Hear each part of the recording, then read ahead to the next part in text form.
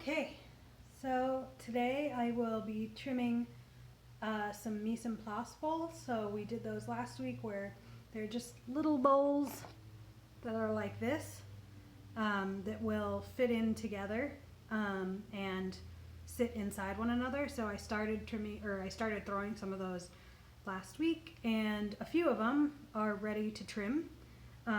So we will be doing that today. And I wanted to get a bowl that had this basic shape, and so that includes like this kind of basic foot that we've got going on here that I really like. It's like a little bit thicker foot, but really sets the bowl apart and kind of finishes it, which is what we want to do, is like make sure the bowl looks put together and the way it's supposed to. So anyway, I'll be trimming those today, and we'll see how far we get. Just gonna start that, and yeah, it's we have limited time to trim the bowls just in general, because as the clay loses water, you basically have a stage where it's what's called leather hard, and that's the stage where you can really trim. And after it gets too much drier than that, it's just not possible. So they're all about the right stage.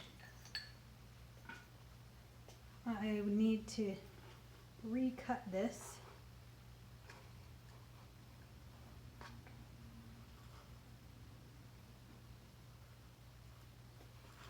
Which is always a little terrifying.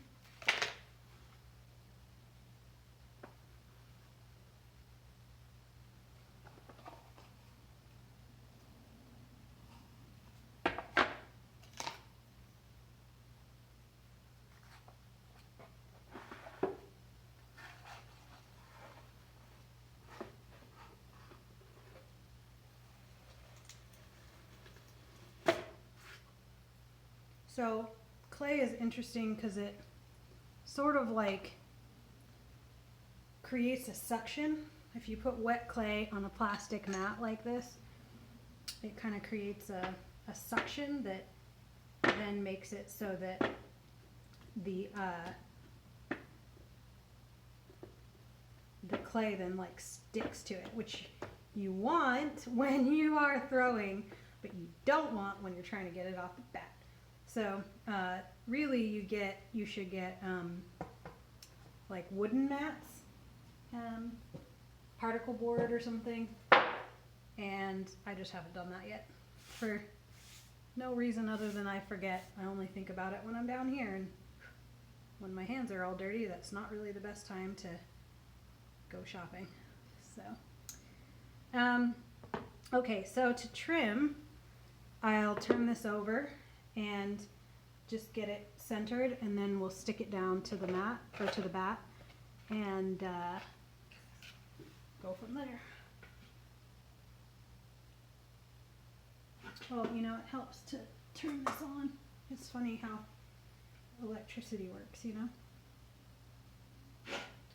The other thing I need to get, there's this tool that centers it for you, and that's really my speed.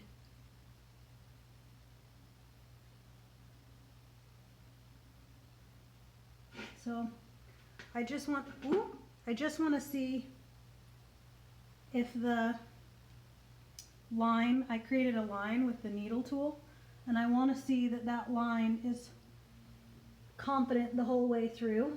And there's a spot right here where it really isn't coming together. So I'm just gonna really small, like you probably didn't even see that adjustment that I made.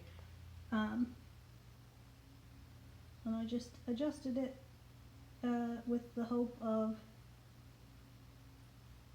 getting it a little bit more centered.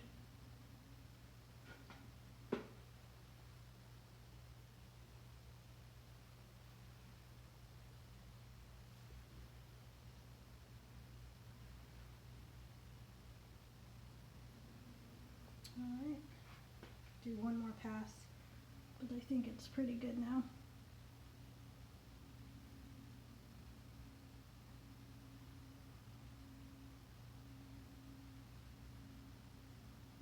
It's never going to be totally perfect because it's a handmade thing. And some people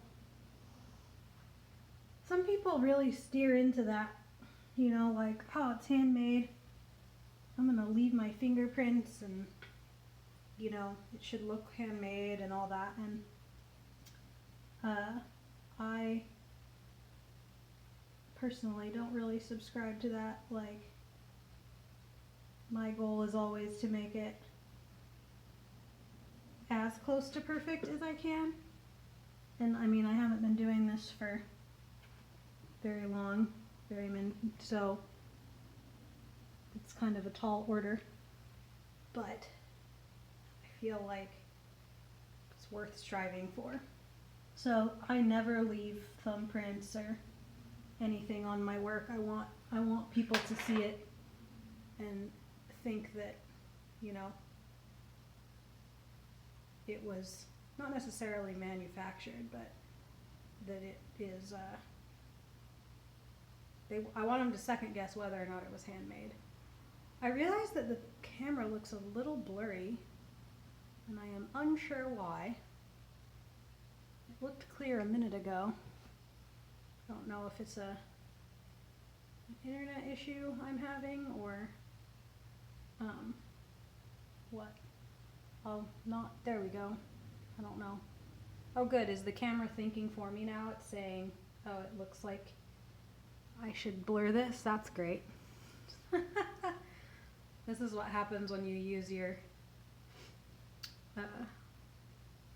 I'm just using an Android to stream this, so, you know, the camera is kind of doing automatic stuff probably. So we stick the clay down here. I don't know if anybody's watched trimming before. Just trying to kind of explain what I'm doing because it looks kind of weird. And typically, a lot of times, teachers will say, only use 3 little blobs of clay. And I say, less isn't more, more is more. Also, I'm clumsy. So I always use 4. Is it overkill? Probably. Do I do it anyway? Yes. So now we're going to just start trimming away the little overhanging bits. And all I'm doing here is trying to smooth it out and kind of start to decide what that foot is going to look like.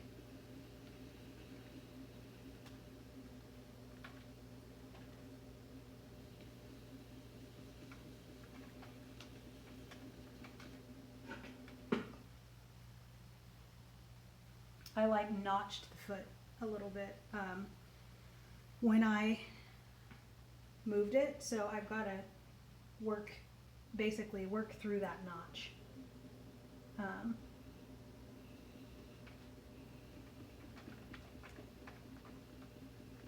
Which is fine.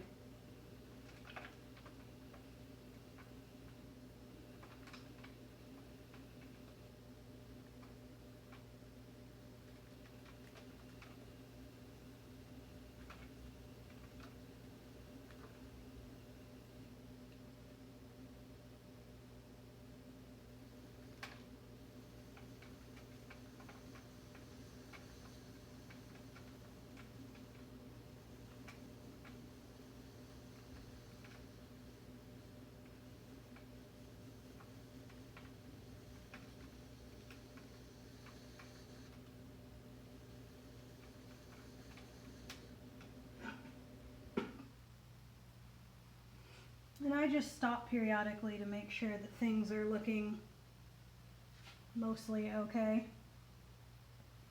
And make sure that I've centered stuff decently, because if not, then, you know, you gotta kind of go back to the basics.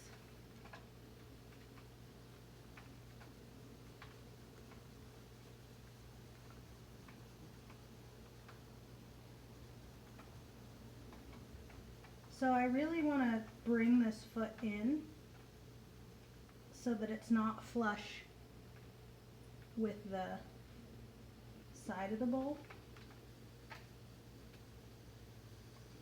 And so that's what I'm doing now.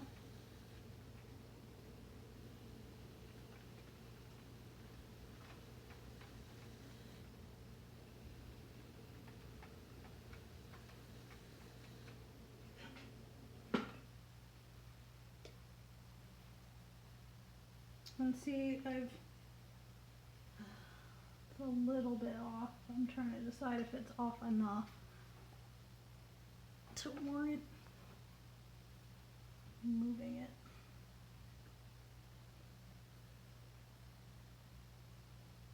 Which ideally you don't want to do, but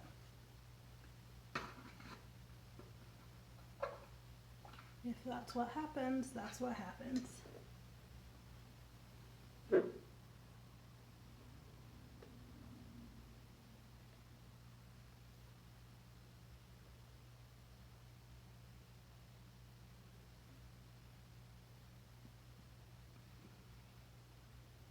So another good way, where did my needle tool go? I just had it.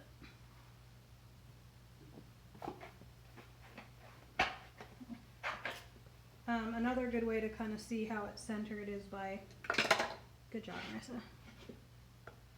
This is why I don't teach ceramics. I can't do two things at once. Well, that and not that good yet. But it's hard for me to think and talk, which is sort of a requirement. So another good thing that I like to do is I like to kind of draw a circle on the top, and you can see that it's off quite a bit. So I don't know what I did. This bowl was probably was not super centered to begin with.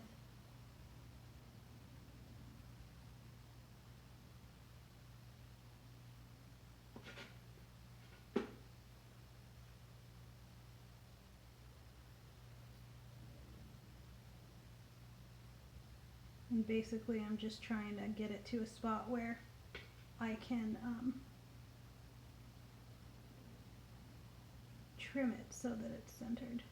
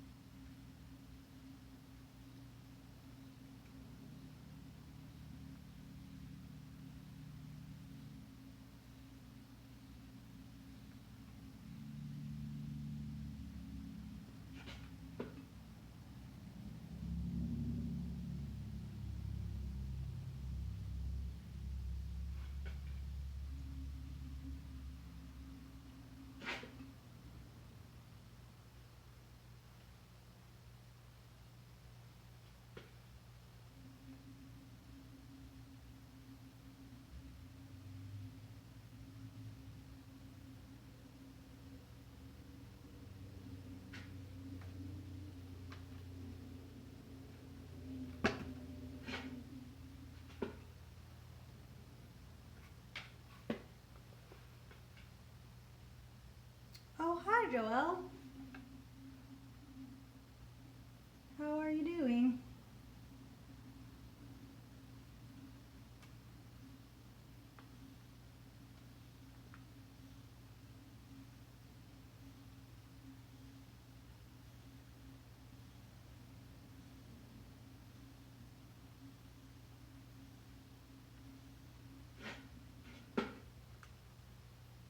Okay.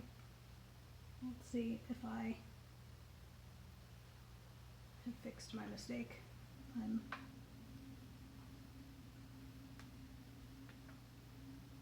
not sure that I have, but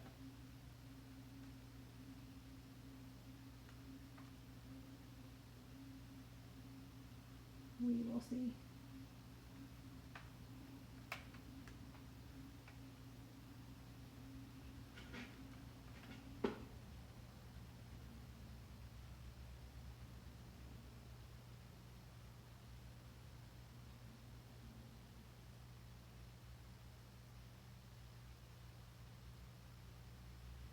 What's the grip, Joelle? Is that the centering thing?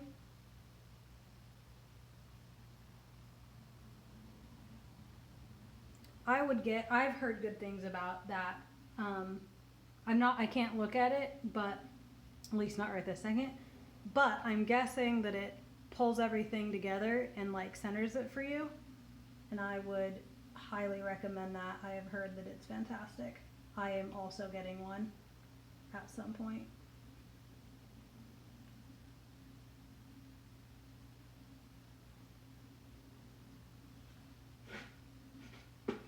Let's see.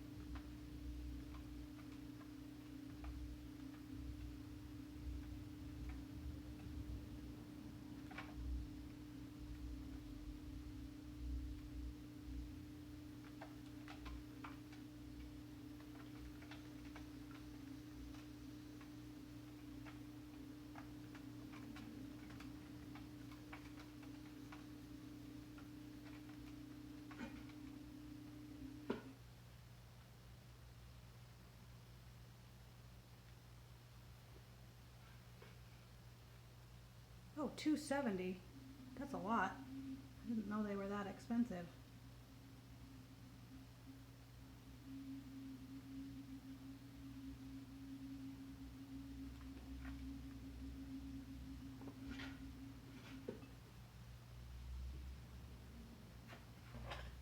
Why do I keep doing this and not putting this in the right spot?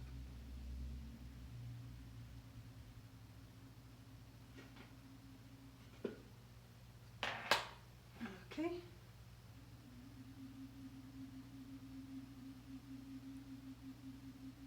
Yeah, 270 is a lot to swallow.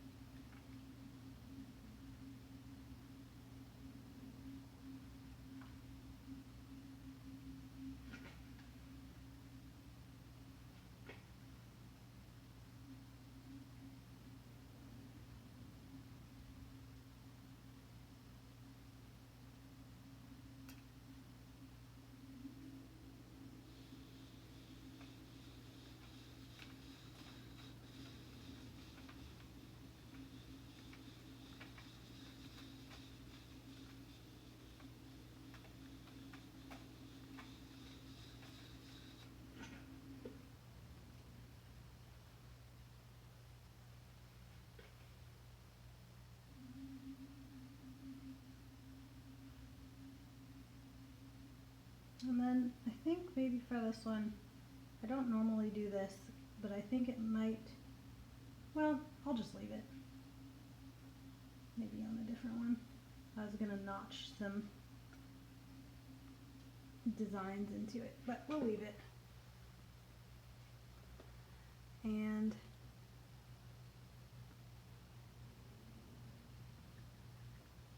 just need to stamp it, and then that one is done. I don't know. The foot actually looks really good, but I think that it's thrown off center a little bit, so I probably won't keep it, but it's good practice.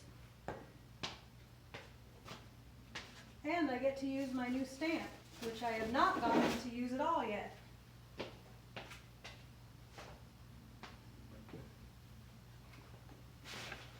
So, I got this stamp.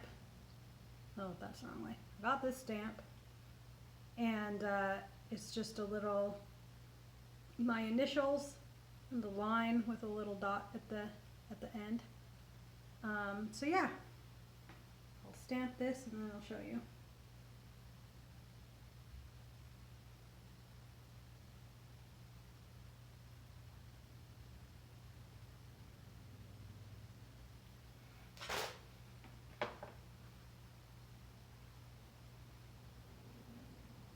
Let's see. Ta-da! So that's the stamp. And yeah, can move on to the next one now. I love that stamp. It was fun to design. I did like a bunch of different designs, and that was the one I ended up with, and I think that it's a good one. I do a lot of, I like the feeling of like all the stuff I do is very rounded.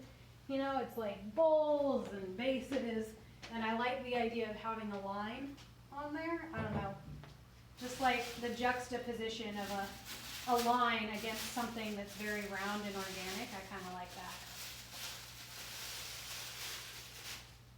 All right, next one is, this one I'll have to wet a little bit, I think. Sorry about my text. Every time, it's like I don't remember that I need to turn my notifications off on my phone, so sorry if you heard that. Okay, so this is the next one that we'll be doing. It's a little bit shallower, nice little dish.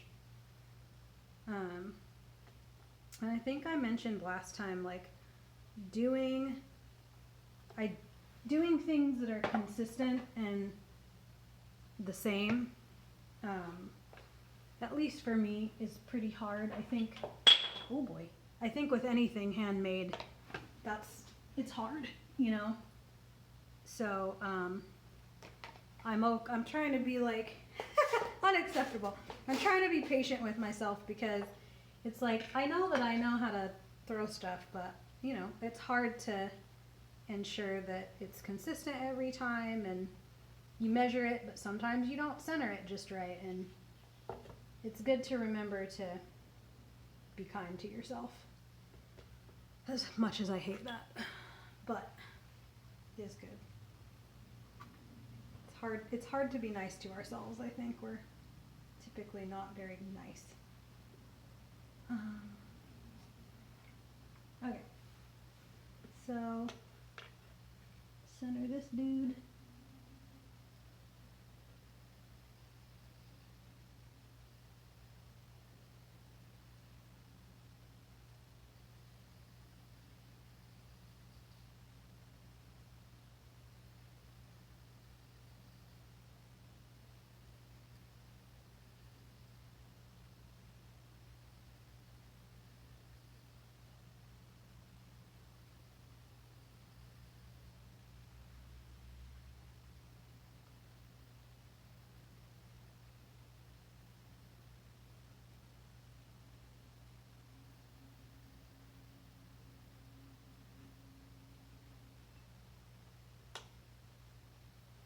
I am going to wet this down a little bit.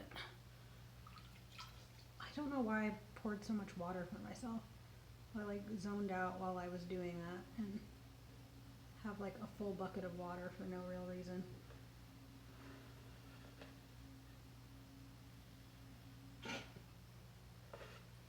I need to buy that trimming tool. Jeez, $270. Make my own trimming tool. I'm just kidding. I'm not gonna do that.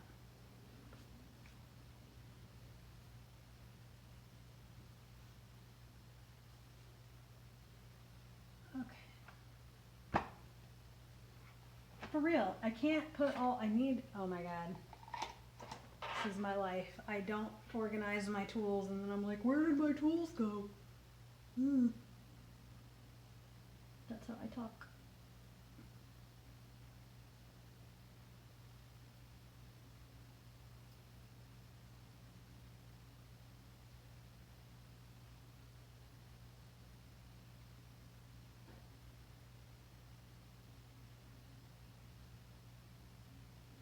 Okay, I think that's actually centered, which makes me nervous because I didn't have to really move it around, but whatever. We will see.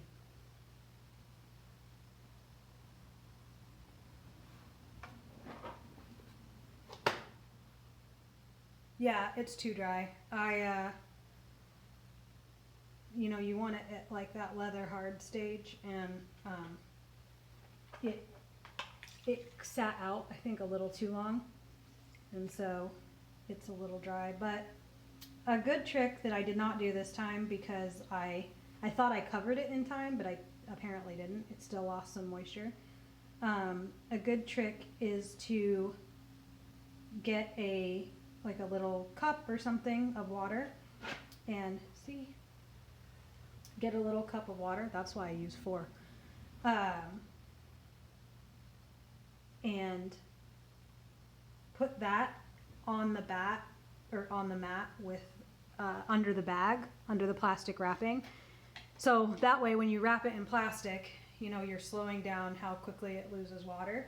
But if you put a cup of water in there, it'll moisten up the clay a little bit. So like if you think, oh, I can't trim this for, yeah, when it flew off the wheel, I tell you. If you can't get to the pottery in a couple days and you're like, oh, this feels too dry, just put a little cup of water in there with it and cover it with plastic, and it'll help keep it humid enough that it won't dry out anymore and will likely get a tiny bit more moist because you're creating like a little microclimate. I've done that in the past and it works really well.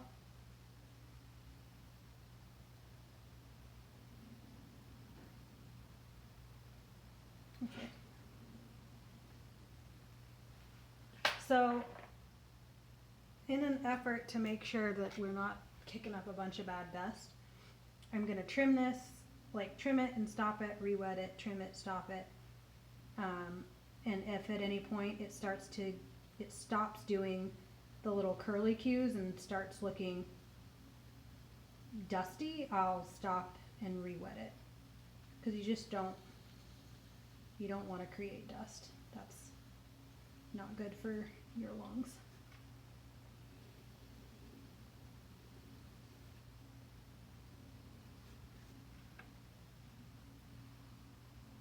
Okay. I actually kind of like the foot that's starting here. I intentionally tried to do a little bit of a natural foot when I threw it, and so if we can just kind of lean into that.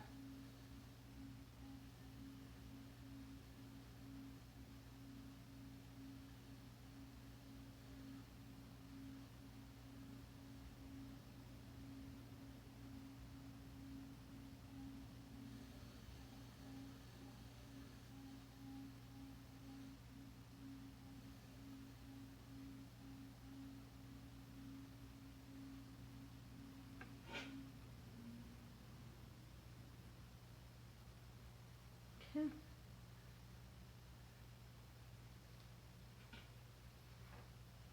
And if things look dusty, you like don't want to blow too hard to get the dust off. You don't want it to go flying in the air.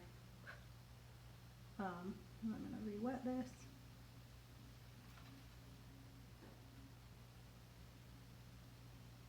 And another thing that I like to do here, I'll do it at the end too, but you can use the sponge to give the foot like a more rounded shape, which is actually really nice.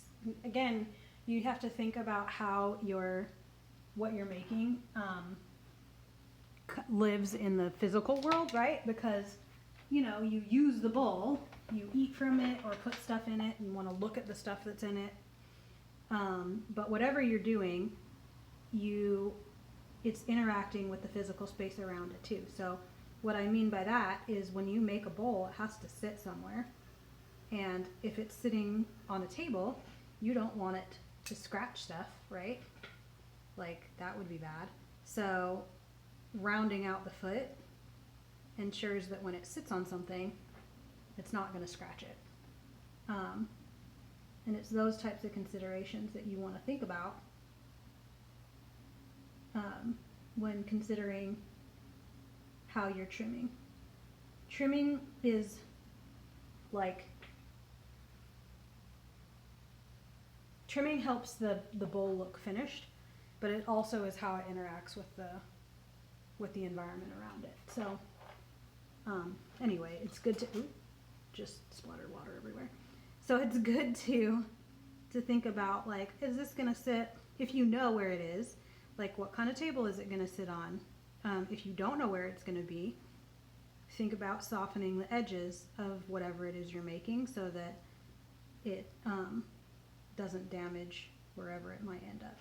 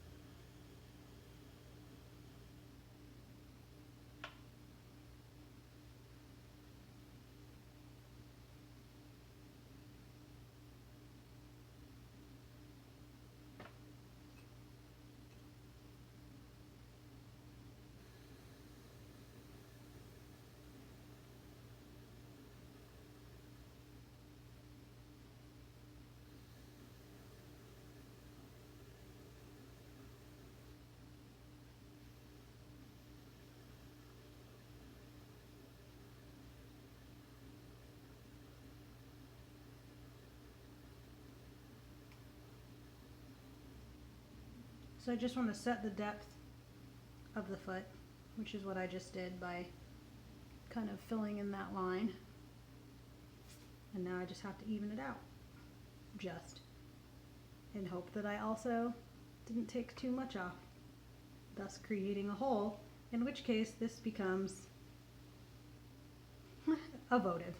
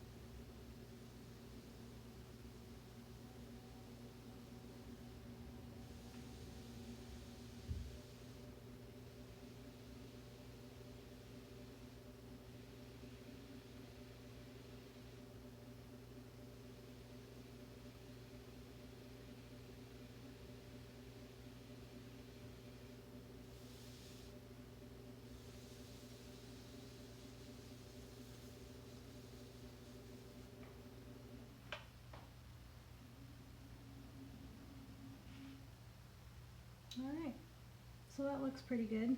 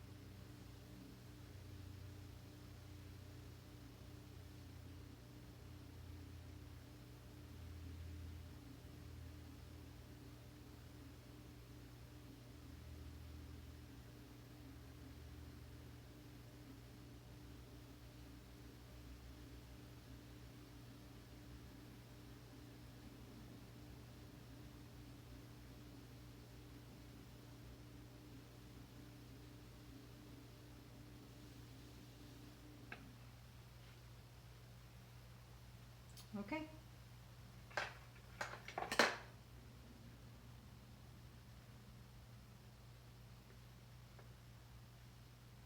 So I am going to stamp this when it's done.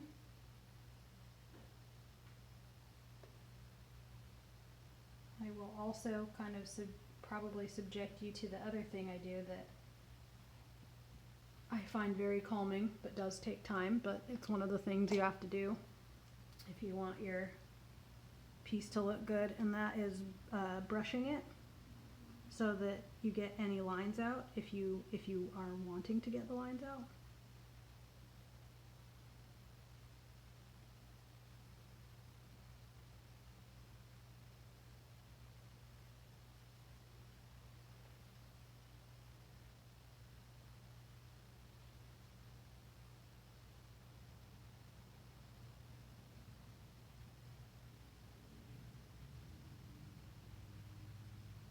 That didn't come out as dark as I wanted, but that's okay. Or as pronounced as I wanted, but it's not worth the risk. So I will often brush my piece to get any lines out and make sure that the rim and everything look exactly how I want them, because this is going to be this is your last chance basically to make the clay look the way you want it to look. The next piece after firing is going to be glazing, and so whatever your clay looks like today is what it's going to look like when you glaze it. And you know, glaze will allow since there's metal in the glaze, it interacts with the clay and turns it into a new compound, which is ceramics. And I don't know if compound is the right word, but it turns it into a new material, and that material is ceramics, or is ceramic. But basically, you know, you're kind of literally setting this in stone when you fire it. And so if there are unwanted lines or things that the clay is doing that you don't like, this is your last chance to remove those. And it also is your last chance to kind of round things out if you want. So I've mentioned before that I'm a big proponent of like kind of softening edges on here. And so this is the last chance to make sure that's been done. And like you can't see it very well, but there's like a tiny little scratch. You can't even see it. There's a tiny little scratch from my fingernail on the bowl. And that's a good example of like, if I don't get that out now, it's gonna just be part of the clay forever. So.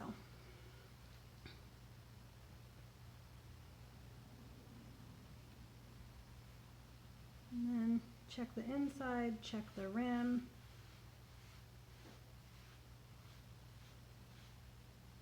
I like to feel how sharp the rim is right now. and realize that if there is any sharpness to it, it's only going to be more pronounced. I did a pretty good job of softening this when I threw it.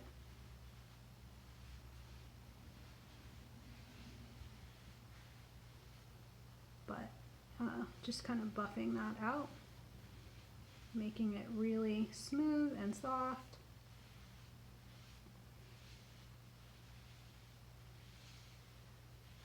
And then we'll kind of do the same for the inside.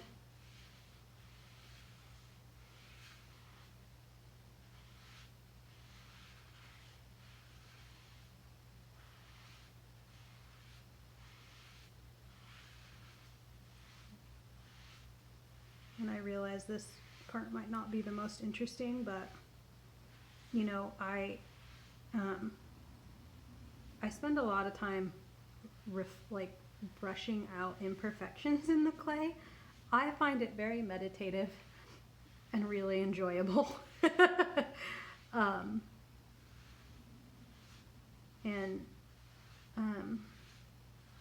I know that when I do that, it's gonna pay off. Because I have a bunch of pieces that I didn't do this for, like before I really understood the permanence of the clay. And it makes the piece look so much more thought out. It's just attention to detail like anything, you know?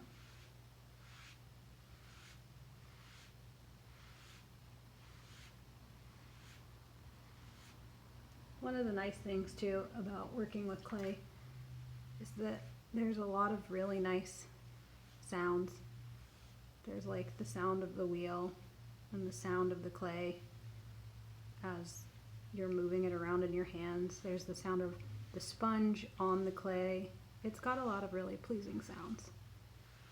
So.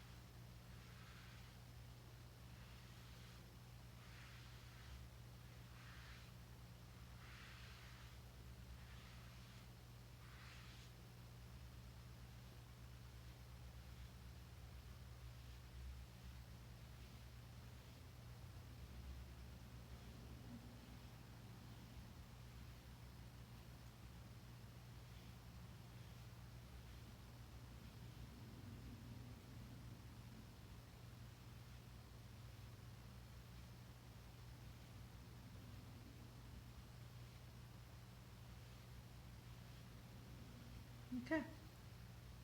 Well, that's the bowl. Turn it over.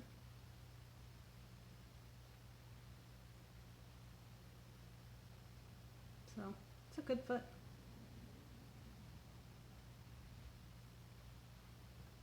And it's ready to fire. I'm doing a run to fire. I hope next week. I'm trying to get as many pieces in one go as I can, just to make it easier on me to have phases, you know. There's a throwing phase, a trimming phase, and a glazing phase. And I want to try to keep things all in one. I have one more bowl that I don't even know if I want to trim it. I'll show it to you. But it was the piece of clay that I used, I had wedged too tight, too dry, and so when I tried to throw it, it was really difficult to get it, to work, like to get it to center. So anyway, I ended up with like a pretty visible lump right here. And I think in my mind, you know, a year ago maybe I would have kept it, because there is something to be said for doing a lot of things in the spirit of learning. But this is, quite frankly, it's just not a good bowl. Like, we have this, it notched, and there is a thick part, and it's bottom heavy. Like, this is another kind of thing about just the design of the pieces that we use. When we look at a piece, we have an expectation of weight. And we don't always know that we have an expectation of weight until it's violated. So we'll look at a bowl and we'll think, I'm going to pick this bowl up. And then it's like way heavier than we expect it to be, or way lighter than we expect it to be. And it's only when that expectation is violated that we realize we had one to begin with. And sometimes we don't even realize that, but we do. We look at something and we have an expectation. And looking at this bowl, it should be a lot lighter. And when you pick it up, it's just not nice to pick up. It's just really, there's a lot of clay down here. And so I could trim it, but even with a trim and a good glaze, it's not going to fix the issue of the rim. And I know that I can do better. And so to me, it's like where I'm at, it's not worth keeping. So I'll set it aside, and I might be able to recycle the clay.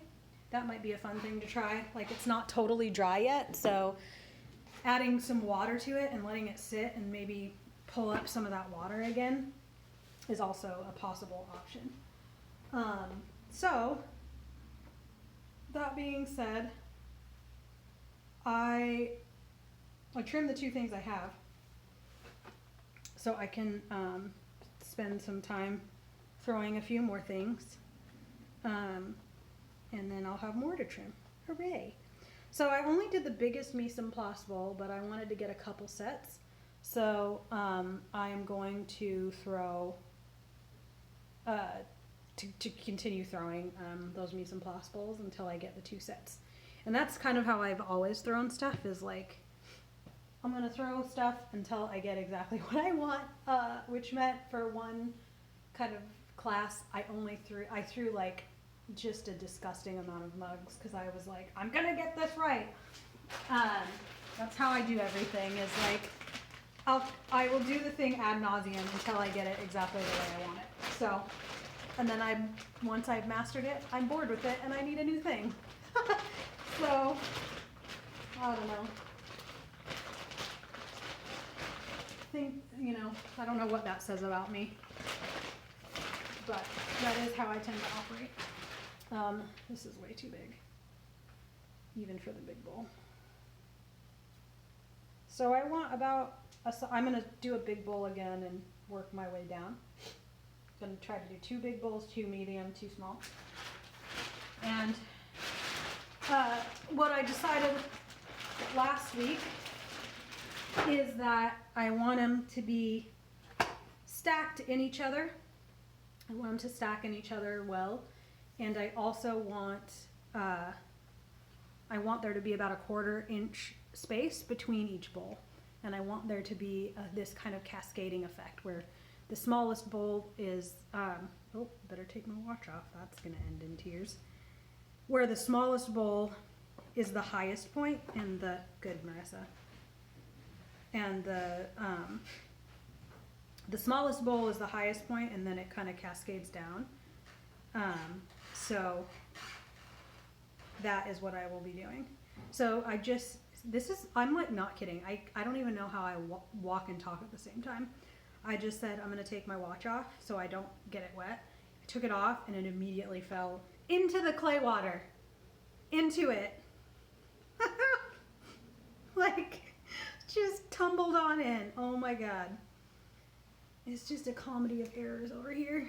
I literally can't talk and do anything at the same time. I just totally can't do 2 things at once. Okay. I would like to say that I'm not this frazzled in real life, but if you know me in real life or were you to meet me, you would see immediately that that was a lie. Okay, so anyway, I want the bowls to cascade.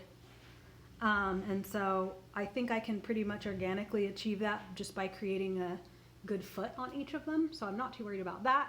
So really all we have to do is measure the width of each bowl.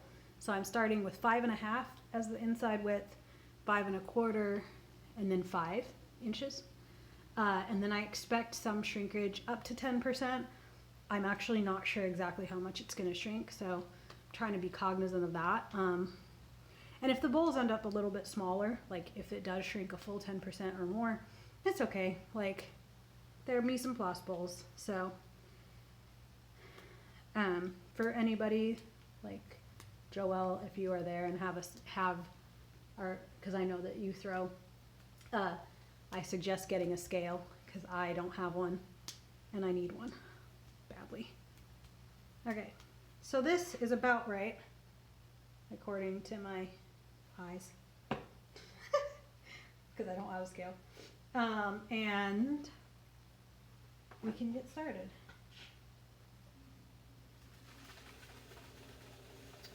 So in the next few weeks, I'll be doing some glazing on here too, because those pieces will be fired. So that will be interesting to see. Glazing is like, I think glazing is probably my least favorite part of ceramics. I love ceramics and I want to, it's kind of what I've chosen as a hobby that I will always do. But glazing causes me just immense amounts of anxiety because it's the final step to having a finished product or a finished piece. I say product like finished product. Having a finished piece. And it's like the final step to screw it up. You put in a glaze that you think is a certain color, and it is the certain color, but the glaze interacts differently with the clay body, with the heat in the clay, and it interacts differently depending on what other pieces are around it. So like if you're firing something with a lot of iron oxide next to other pieces, it will turn out a different color than you expected. If too much air gets into the kiln for whatever reason, it will turn out a different color than you expected. And the uncertainty just is scary because I have had pieces where it's like, this is beautiful. And then, you use a glaze and for whatever reason, the glaze did not come out the way you want, and now you have a puke green pot, and trust me, nobody wants that. So anyway, I'll be doing some glazing and you'll be able to see how we do that, and that'll be fun. And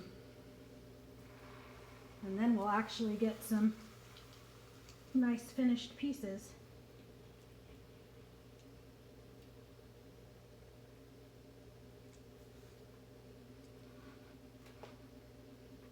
Should have cut my nails. My nails grow so fast. I swear to you, I feel like my hair never grows. But my nails, you cut them and 2 days later, it's like it didn't even happen.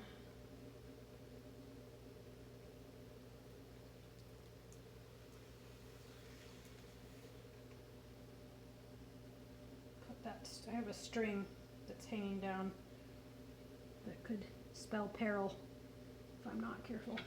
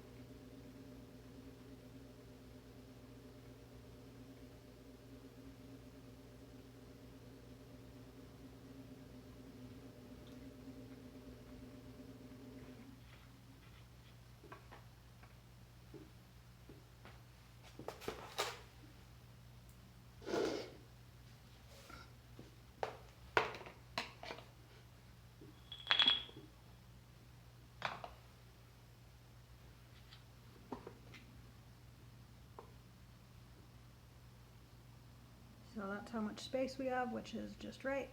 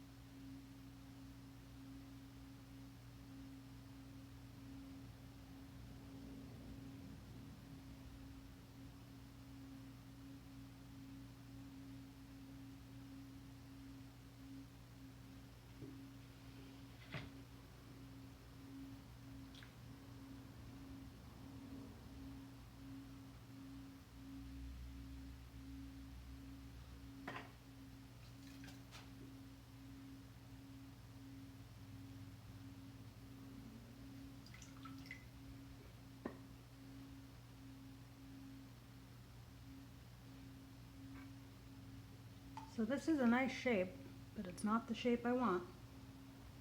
So I'm going to try to round this out a little more.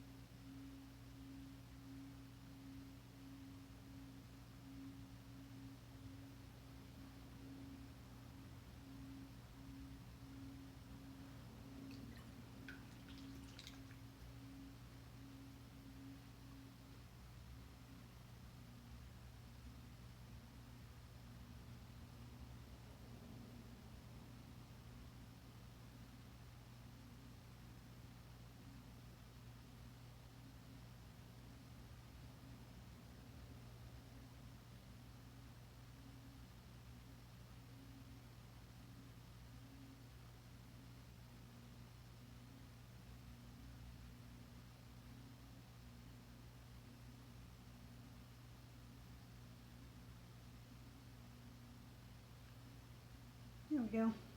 That is the correct shape. Let's see how wide it is.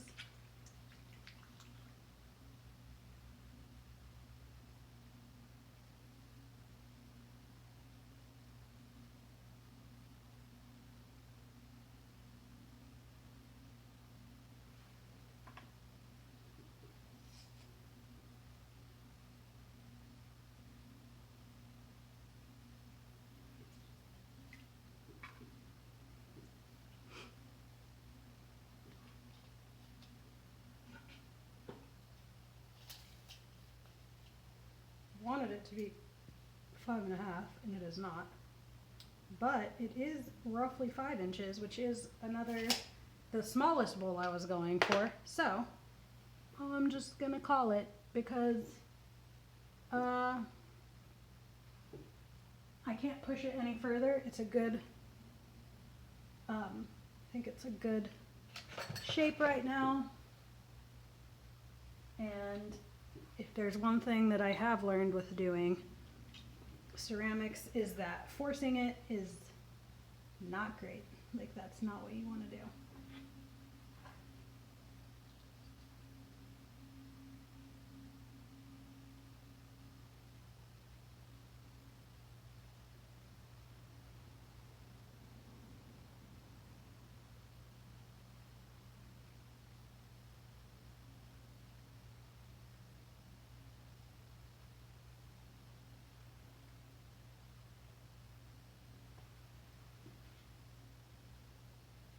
Cool.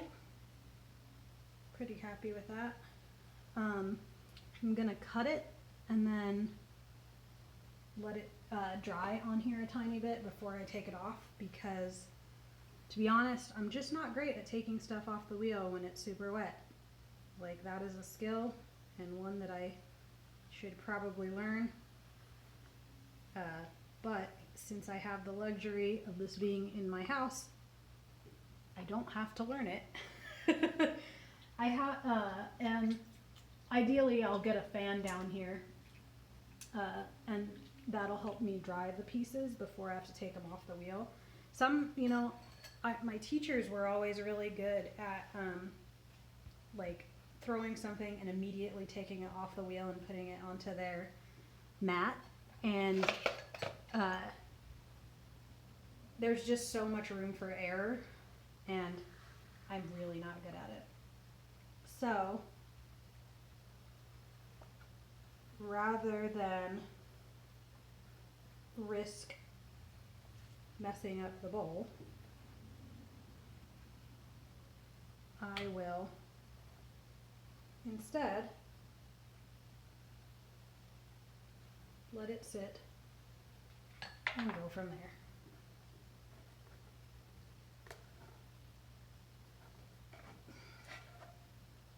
So that's what it looks like.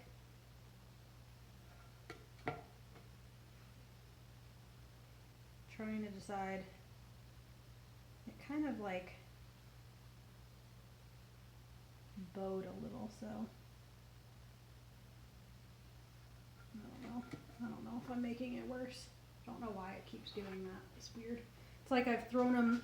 This clay is quite what's the word I'm looking for? The clay is more elastic, I guess. I don't know what the right word is, but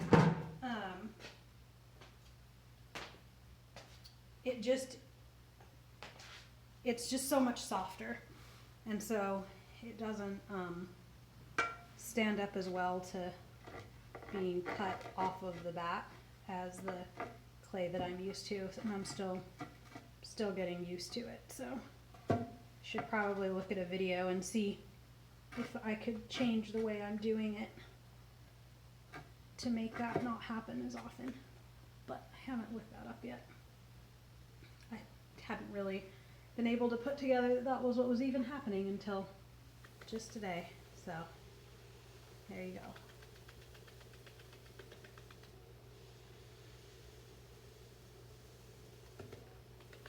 All right.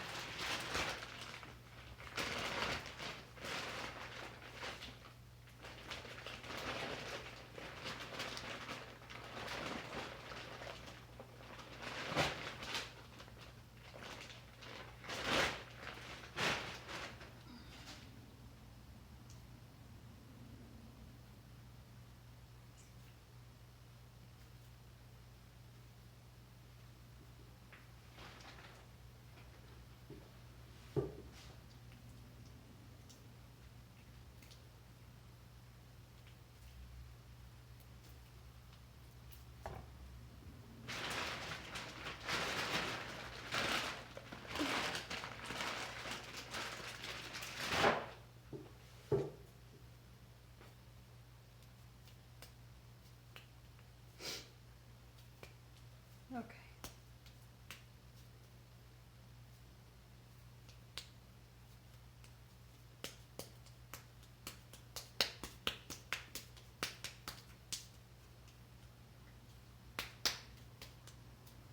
We'll see if I can get 5.5 width out of this. Feels too small. It feels like the biggest width I'll be able to get is probably 5, but we'll see.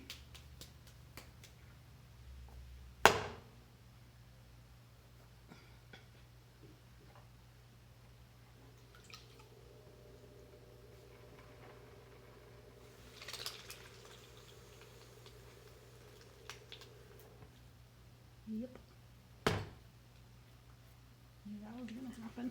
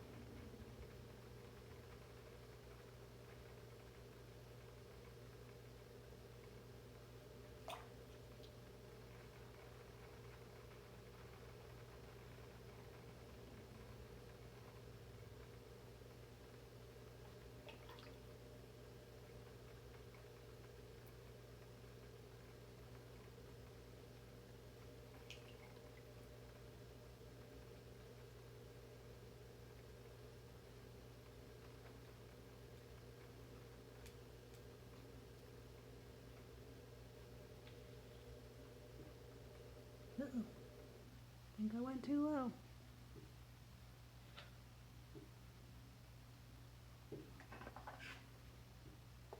Oh yeah. Whoopsie.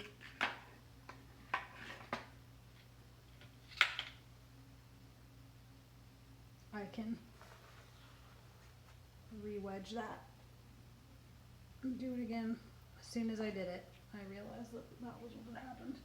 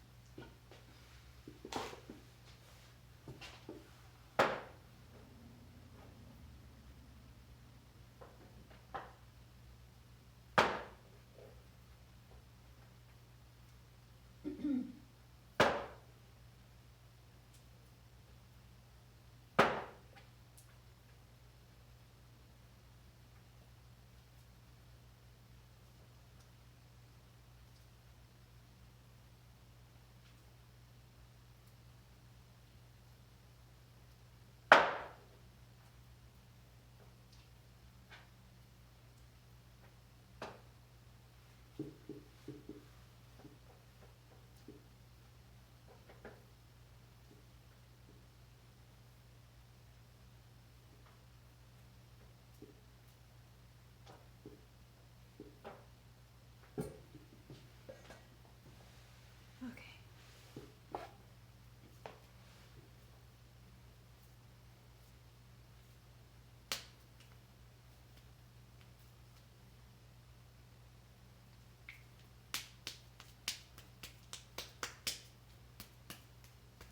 Try this again.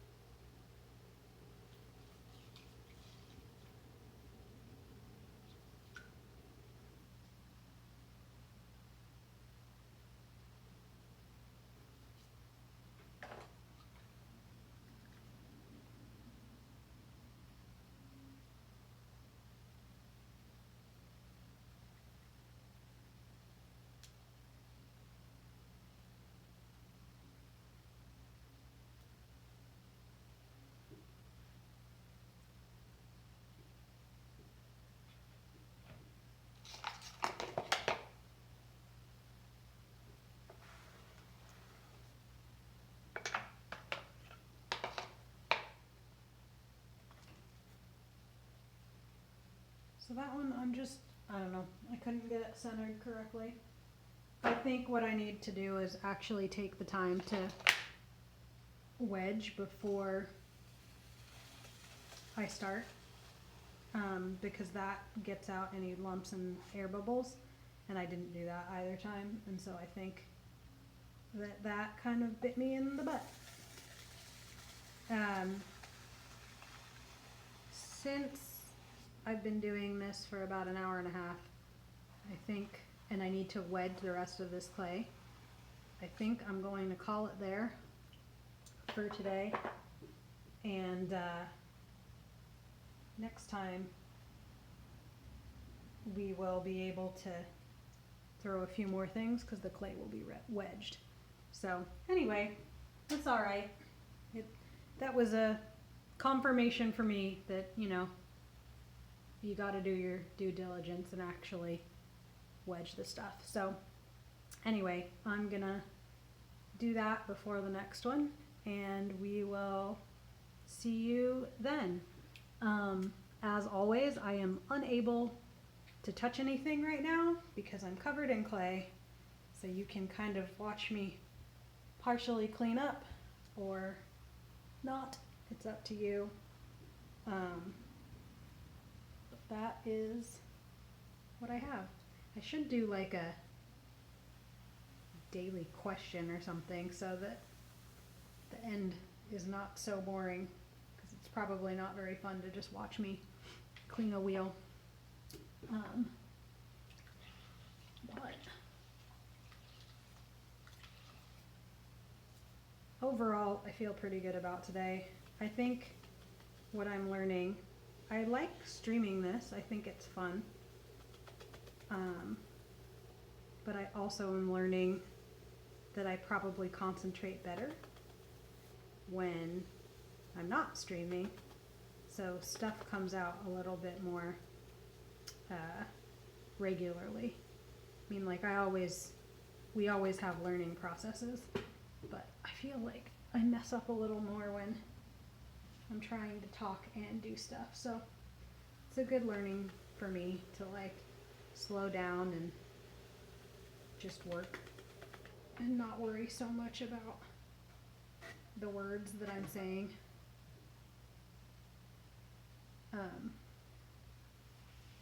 I have to clean at least the wheel every time, or else it gets very messy. So, and I have to kind of dry it off, or else it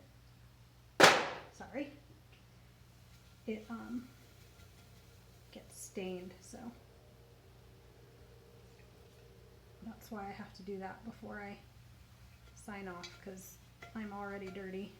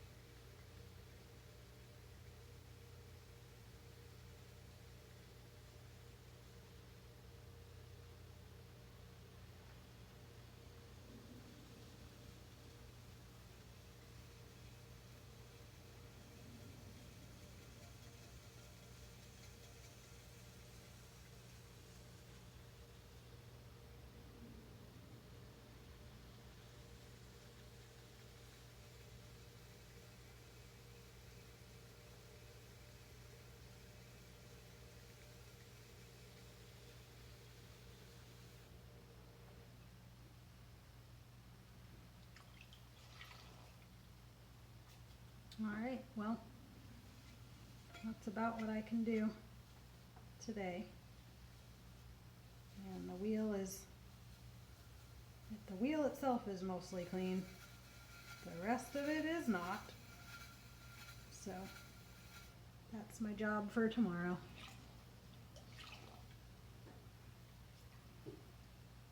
And I will see you next week.